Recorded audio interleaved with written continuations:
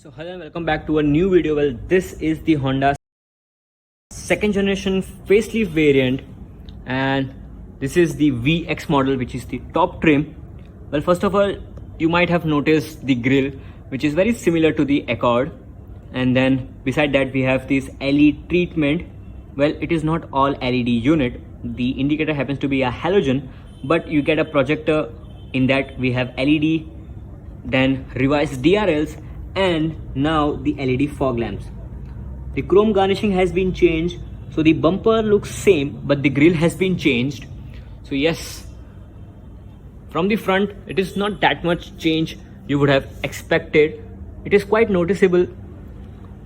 And under that hood, which we will talk about later.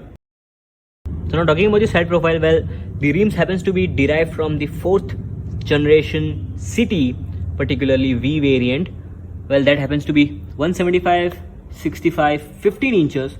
Well, you get only front disc but none in the rear because that happens to be a drum. So yes, the looks kind of outdated now because we have seen in many City 4th generation variants. So now the ground clearance happens to be 170 mm, which is 5 mm more than the second generation, and the wheelbase happens to be almost same, 2.5 meter. But what's new is this color. This color is new added in the Amaze, and it looks kind of good. Well, electric ORVMs, chrome garnishing on the door handles, now both passive entry, so on both the sides you get request sensors, and chrome garnishing over there, but that happens to be an accessory. So this is the side profile of this car. And I'm talking about the rear. Well, first of all, the fuel tank happens to be only 35 liter. So that's kind of small because the Jazz provided 40 liters. So that is 5 liter less small than the Jazz. So I don't know why. Now the tail lights have been revised here as well. Now they are C-shaped.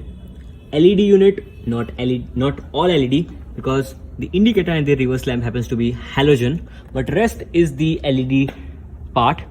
You get Amaze written over there, Honda badging, and this chrome bar is also a part of accessory as well as this.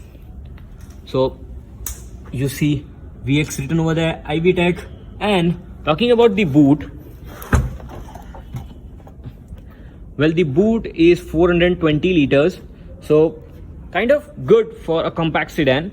You can put a lot of stuff in this, and good packaging as well. And the space saver wheel happens to be this. It is a 14-inch steel wheel, which I was talking about. So yes, this is the boot, and this is the rear look of this car. And this chrome bit is not a part of an accessory. So in terms of rear bumper styling, well, nothing much has changed. Only the rear bumper has been changed. You get a reflector and an exhaust, which is very real. So yes, this is pretty much it from the rear. And now talking about the rear passenger seats, well, it is quite spacious. For my liking, it is very spacious. So getting in and out very easily. The doors open quite wide, so you don't hit anything. Good amount of window area, so you don't feel claustrophobic. And beige interiors, as you can see, so you don't feel claustrophobic at all. You don't feel it. Switch gear, which happens to be very similar, or I would say the exact same. Massive door pockets, speaker over here, and the legroom. Now this front seat has been adjusted to my height, which is 5'5", so it is in fact great amount of legroom and knee room. You get scooped out seat back, magazine holders, but this seat is all the way back. And if you want to see what is the legroom and the knee room, well, go on and check out our Auto Talk video of Honda Amaze. You will find there.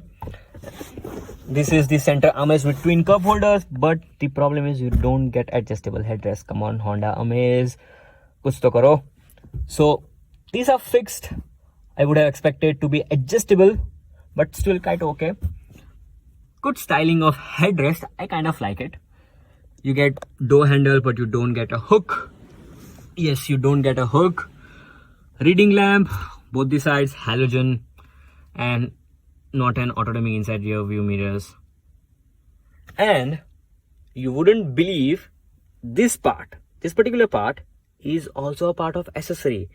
Honda Amaze does not provide the center armrest, but it is a part of accessory, and along with that you get a 12-volt charging socket over there.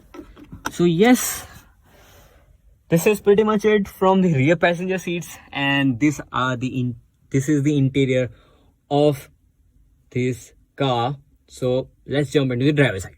So now as I'm in the driver's seat, well, first of all, the speedometer is all analog. Nothing has changed whatsoever. You get a small MID which shows many information such as instantaneous fuel economy, fuel meter, twin trip meter, range, and whatnot. You get a gear indicator because this happens to be a CVT. However, there is a good news. Honda has introduced a diesel engine 1.5 5-speed CVT. Yes, that's right. You get a diesel CVT, but you don't get pedal shifters. So yes, I don't know what they are doing. So these are the pedal shifters. Well, this is the petrol CVT, so you does get pedal shifters. Kind of good, made of plastic, but still good build quality. You get media controls over here, and it also provides cruise control, but only in the manual variants. You get automatic headlamps, but not rain sensing wipers. So yes, this is the engine start stop button, which turn into red after turning on. Many dummy buttons, headlight leveler, switch gear, as same as before. But the cosmetic change has been done is this: the brushed aluminium plastic finish, AC vents over here. This is the DigiPad 2.0 version, 7-inch infotainment system which carries Apple CarPlay, and Android Auto. This is the headlight switch, many things. It is quite fluid to use, so that's a very good thing. And these are the AC controls. You get automatic climate control. Well, you don't get rear vents. So these are the modes, max cool, and then you get a phone holder over there. You get 12-volt charging socket, and then USB, twin USB. So yes, in terms to charge your phone, it is quite well equipped. Twin cup holders, gear lever, a space over here, and the optional center armrest. Not that much deep. Yes, that's it. That's how deep it is. Decent size glove box, massive door pockets. So yes, this is pretty much it. No inside auto dimming inside rear view mirrors. So yes, it is quite basic but still feature loaded. And let's see what's under the hood.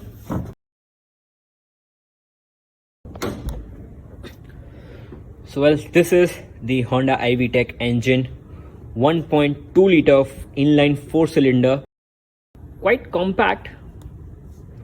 As you can see, it's very compact for a sedan like this, which has great amount of engine bay to offer, but a small engine.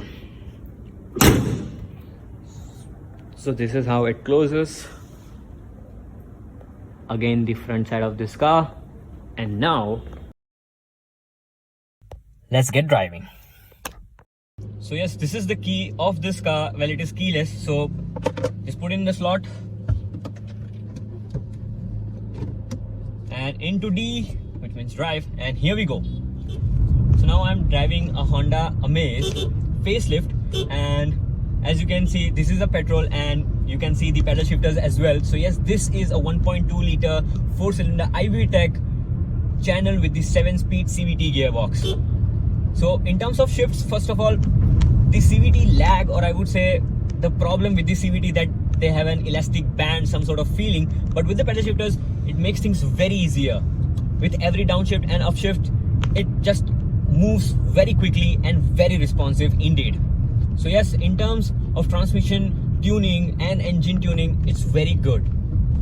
Now there is another diesel which has been provided with a CVT, which is a very first in segment thing, and the problem is in the diesels you don't get paddle shifters.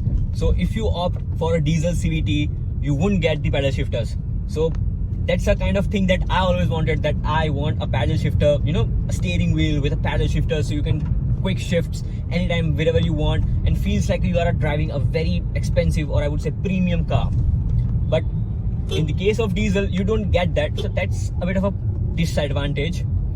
But talking about the petrol, well, it is quite silent. The NVH level are not that good because the outside noise does enter in the cabin, so that's a bit of a problem. And in the cities or on the highways, it provides you good amount of confidence in terms of braking as well as in the drivability. So it is quite good and it is quite responsive as well.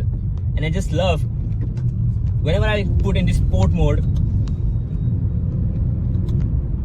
how the engine makes that noise whenever I go very fast or hit a downshift. So that's a very good thing, and I love it because I never experienced a CVT with the paddle shifter. So that's a very new thing for me, and I'm literally very happy to have a CVT along with the paddle shifters. So yes, this is it. And the suspension is also not that much stiff, or I would say too much soft. It is quite between them. So in cities, over the potholes, you can go very easily with this car. And now the increased 5mm ground clearance doesn't make a difference, but still it is quite okay. You can take this car wherever you want if you feel like, but don't take it because this is a compact sedan. So as per the compact sedan, it is very well equipped car with features, with the tech, and also in terms of space. So it's a very good thing, and big thumbs up to the Honda bringing a diesel CVT. So that's a very good thing. So I hope you like this video, and if you did, then please give it a like and also share this video to your car enthusiast buddies. I'm Nitya John, signing off. Bye bye, take care. Keep motoring, keep self-enthusiasm, and keep a smile on your face while driving. Bye bye, take care.